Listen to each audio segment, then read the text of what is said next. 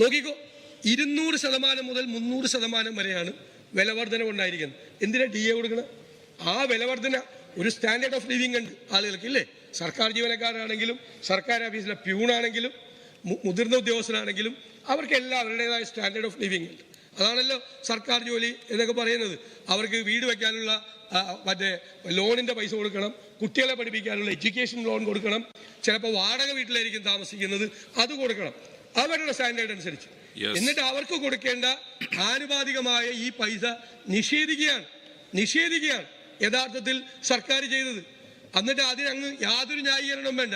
ഇത് കൃത്യമായ അവഗണനയാണ്, സർക്കാർ ജീവനക്കാരോടുള്ള അവഗണനയാണ് പൂർണ്ണമായി ചെയ്തിരിക്കുന്നത്.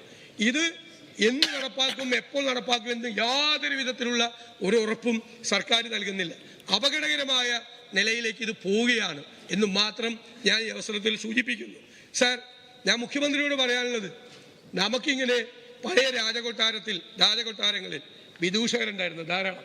മന്നവേന്ദ്ര വിളങ്ങുന്നു നിൻമുഖം ചന്ദ്രനെ പോലെ എന്ന് പാടിയ വിദൂഷകരുടെ കാലം ഉണ്ടായിരുന്നു. അങ്ങ് ഇതിലൊന്നും വീഴരുത്.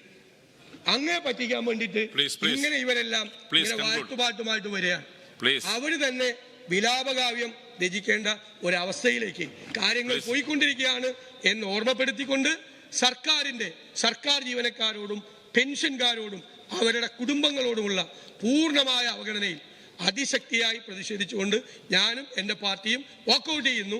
ഞാൻ ജോയിന്റ് കൗൺസിൽ കൂടി ഇന്ന് സമരം ചെയ്യുന്നതുകൊണ്ട് വാക്കൗട്ടിൽ പങ്കെടുക്കാൻ CPI അംഗങ്ങളെ കൂടി ഞാൻ ക്ഷണിക്കുന്നു. സർ, രാഷ്ട്രീയമായ